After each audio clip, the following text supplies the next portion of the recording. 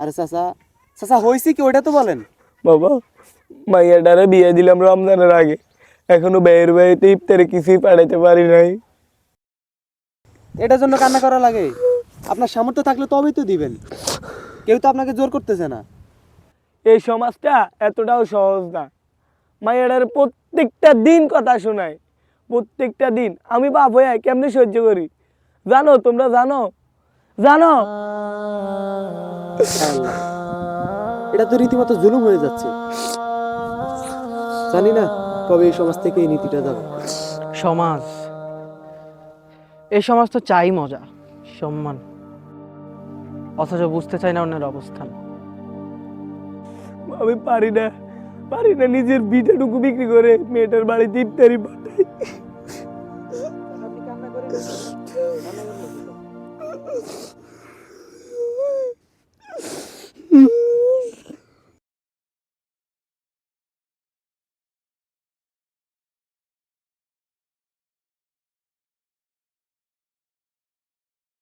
Ya ilahi,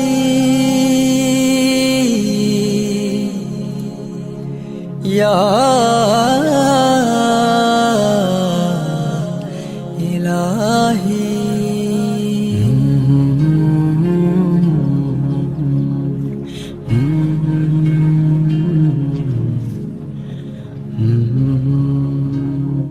Ya ilahi, তোমার তহরে দেব নজরানা।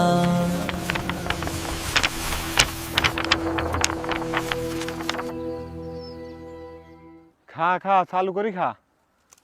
এ রমজান মাসে কি রেট পড়তেছে, আল্লাহ আল্লাহ আল্লাহ। উফ, কি গরম পড়তেছে। দোস্ত, হ্যাঁ, তোর ভবিষ্যৎ প্ল্যান কি? ভবিষ্যৎ প্ল্যান, ভবিষ্যৎ পোলারে বিয়ে করামু হ্যাঁ। আর সেই লেভেলে যৌতুক নিমু। কি কর, যৌতুক? শেষ পর্যন্ত যৌতুক? হ্যাঁ, যৌতুক কি খারাপ শব্দ নাকি? তো খারাপ না। আরে দূর বেটা, ভাবতেছি পোলারে বিয়ে করা, পোলা শ্বশুর বাড়ি থেকে টিভি, ফ্রিজ, রমজানের ইফতার, জামা কাপড় সবকিছু আনামু।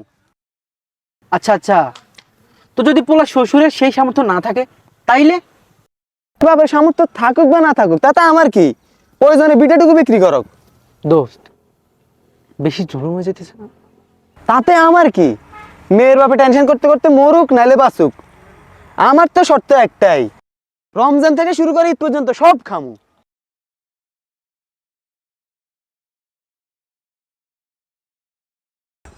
বাবা, তোমরা কি আমার কিছু কইলা? না চাচা, আপনার দামটা চিনি না। না, ভাবলাম আমার কইছো তোমরা। আচ্ছা চাচা, আপনার কেন মন হইলো আমরা আপনারে কইতেছি? আপনিও কি নেন নাকি ছেলের শ্বশুর বাড়ি থেকে? এই, আমি কোনো যৌতুক ছেলে শ্বশুর বাড়ি থেকে। এই এই চলো চলো করো।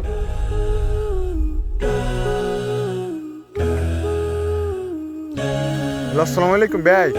ওয়ালাইকুম সালাম। বেয়া সাহেব আমাকে কাল পর্যন্ত সময় দেন, আমি বাজারে যাচ্ছি।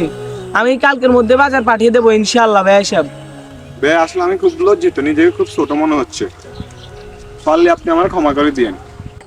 এ না না না বেয়া সাহেব, লজ্জা দিচ্ছেন যে এখন? আমি আপনার সমাজের কুসংস্কার কাটিয়ে দিয়েছি, তাহলে রমজান মাসে পারলে আপনি আমার ক্ষমা করে দিন।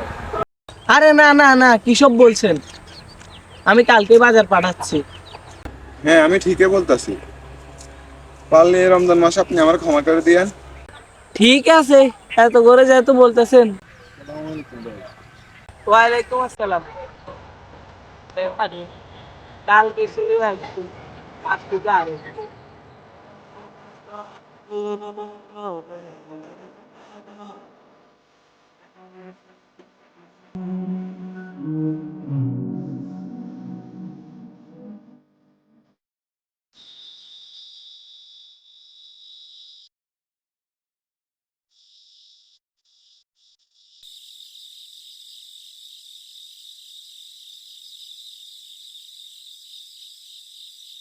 কিরে, কি ভাবতেছস?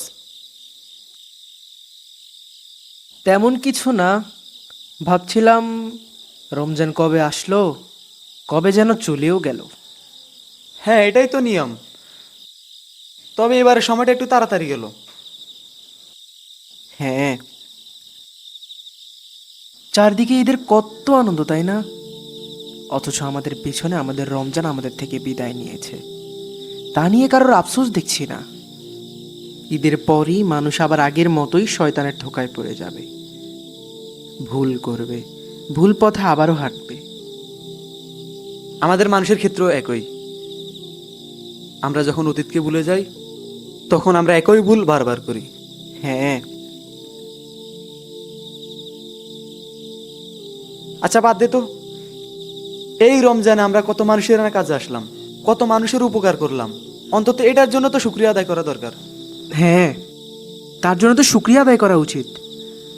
আমরা যে তাদের উপকারে আসতে পেরেছি, এটাই তো লাখো শুকরিয়া। তবে এখানেই আমাদের দায়িত্ব শেষ না, সামনে ঈদ আসছে। আমাদের দায়িত্ব বললাম কিন্তু আরো বাড়লো।